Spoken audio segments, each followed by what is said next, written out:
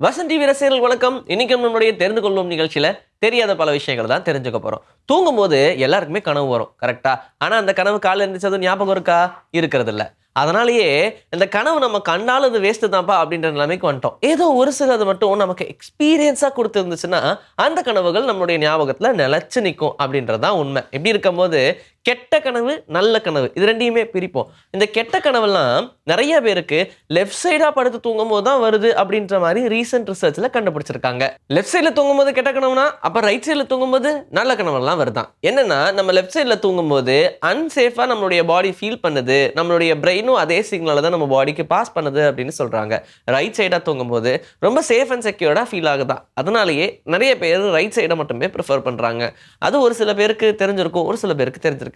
தெரிஞ்சுக்கங்க. நம்ம ஹியூமன்ஸோடைய விரல்ல இருக்குல்ல, இதுல ஏதாவது நம்ம தொடரோன்னு வச்சுக்கோங்க, கண்ணை மூடிட்டே ஓரளவுக்கு நம்மளால அதை ஜட்ஜ் பண்ண முடியும். இப்படி நம்ம பண்றதன் மூலியமா, அதை தடவி பார்க்கறதன் மூலியமா அது என்ன பொருள், அதோடைய ஸ்ட்ரக்சர் எப்படி இருக்கு, இதுக்கேற்ற மாதிரி நம்மளுடைய பிரெயின் ஆஹா இந்த பொருள் இதான்ப்பா அப்படின்ற மாதிரி சொல்லுதுல. அப்படி நம்ம தொட்டே கண்டுபிடிக்கிற லெவல்ல இருக்கக்கூடிய சைஸ் மேக்ஸிமம் மினிமம் அப்படின்னு எதை எடுத்துக்கிட்டாலும் சரி நம்மளால கண்டுபிடிக்க முடியும் அப்படின்னு சொல்றாங்க.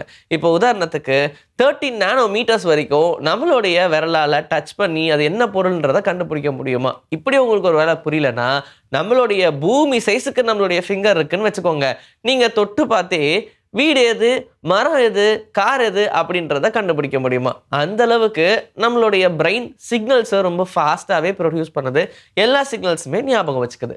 கண்ணு தெரியாத ஒரு டாகுக்கு கேட் வழிகாட்டியா இருந்துச்சு அப்படின்னு சொன்னா நம்ப முடியுதா? 2012ல் அப்படி பிளைண்டா இருக்கக்கூடிய ஒரு டாகை வீட்டில் வளர்த்துக்கிட்டு இருந்திருக்காங்க.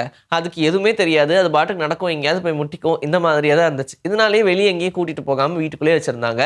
அந்த டைம்ல ஏதோ ஸ்ட்ரீட்ல இருக்கக்கூடிய ஒரு கேட்டு அது வீட்டுக்குள்ள வந்துருச்சு. சரி அது ஏன் விட்டுட்டு வளர்க்கலாமே அப்படின்னு சொல்லி அப்படியே வளர்க்க ஆரம்பிச்சிருக்காங்க. அந்த டைம்ல அந்த கேட்டு அழகா அந்த டாகுக்கு இருக்கக்கூடிய பிளைண்ட்னஸை சென்ஸ் பண்ணிட்டு அந்த டாகோடைய விஷனாவே மாறிடுச்சான். எப்படின்னா அந்த கேட்டோடைய பாவை வச்சு அந்த டாக் மேலே ஏறி உட்காந்துக்கிட்டு ரொம்ப ஈஸியாகவே அது லெஃப்ட் ரைட்டுன்னு கண்ட்ரோல் பண்ண ஆரம்பிச்சது. இது ரொம்ப ரேராக நடந்திருந்தாலும் கூட்டிகிட்டு போகிறது அண்ட் சவுண்டு இது எல்லாத்தையும் வச்சு அந்த டாக் எங்கேயுமே முட்டாமல் அழகாக பார்த்துக்குச்சுன்னு சொல்கிறாங்க. இதை வச்சு வெளியே டெஸ்ட் பண்ணி பார்க்கலான்னு அந்த ஓனர்ஸ் எடுத்துகிட்டு போய் பார்க்கில் விடும்போது கூட பார்க்லேயும் ரொம்ப ஈஸியாகவே அந்த கேட் அந்த டாகை கைட் பண்ணியிருக்கு.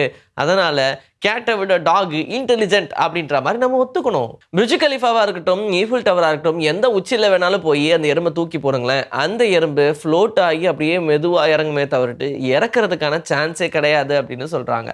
தெர்மல் வெலாசிட்டி அந்த ஆண்ட்ஸுக்கு ரொம்பவே கம்மியாக இருக்கும். அதனால் நீங்கள் எந்த ஒசரத்துலேருந்து தூக்கி போட்டாலும் வாய்ப்பே கிடையாது. அது கீழே விழுந்து அது இறக்கிறதுக்கான சான்ஸ், ஃப்ராக்சர்ஸ்ன்னு எதுவுமே நடக்காது.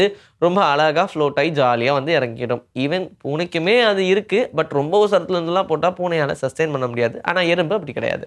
சில டைம் நம்மளுடைய மனசு நம்மளை விட ரொம்ப ஸ்ட்ராங்காக நிறைய விஷயங்களை கன்வே பண்ணும். அப்படி 1984ல் ஒரு உமனுடைய மண்டையில் சின்னதாக ஒரு வாய்ஸ் கேட்க ஆரம்பிச்சிருக்கு. என்னென்னா, உனக்கு பிரெயின் டியூமர் இருக்குது அப்படின்னு சொல்லி ஒரு வாய்ஸ் கேட்டிருக்கு. யாரா சொல்லியிருப்பா அப்படின்னு சொல்லி அவங்க திரும்பி பார்த்துருக்காங்க. ஆனால் இதை பெருசாக அவங்க கண்டுக்கவே இல்லை. ஆனால் திரும்ப திரும்ப அந்த வாய்ஸ் ரிப்பீட் ஆனது இவங்களுக்கு கொஞ்சம் பயம் வந்துருச்சு. உடனே இவங்க டாக்டர் கிட்ட போயிருக்காங்க. டாக்டர் கிட்ட போயிட்டு எனக்கு இந்த மாதிரி வாய்ஸ் கேட்குதுன்னு சொன்ன அந்த டாக்டர் சிரிச்சிருக்காங்க. இருந்தாலும் எனக்கு ஒரு டெஸ்ட் எடுங்க அப்படின்னு சொல்லி டெஸ்ட் எடுத்து பார்த்தா உண்மையாலுமே அவங்களுடைய பிரெயினில் ஒரு பிரெயின் டியூமர் இருந்திருக்குன்றதை கண்டுபிடிச்சிருக்காங்க. எப்படிப்பா இது பாசிபிள்?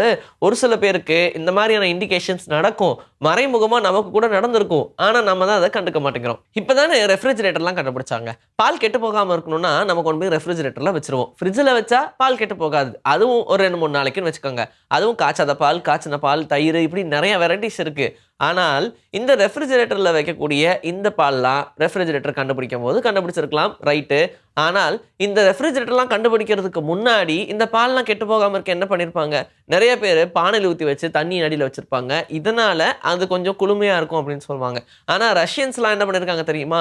ஒரு லைவ் ஃப்ராக் இருக்குல்ல, தவக்கலை, இதை அந்த மில்க் பக்கெட்டில் போட்டுருவாங்களாம். அப்படி போடுறது மூலிமா இந்த பால் கெட்டு போகாது அப்படின்னு சொல்கிறாங்க. யூஸ்வலாகவே இந்த தவக்கலை அதுக்குள்ளே மிதந்துக்கிட்டே தான் இருக்கும். இவங்களுக்கு எப்பப்பெல்லாம் பால் தேவைப்படுதோ அப்பெல்லாம் அந்த பால் எடுத்து ஊற்றிப்பாங்க. ஆனால் அந்த தவக்கலை உள்ளே இருக்குமா? கேட்கவே டிஸ்கஸ்டிங்காக இருக்குல்ல?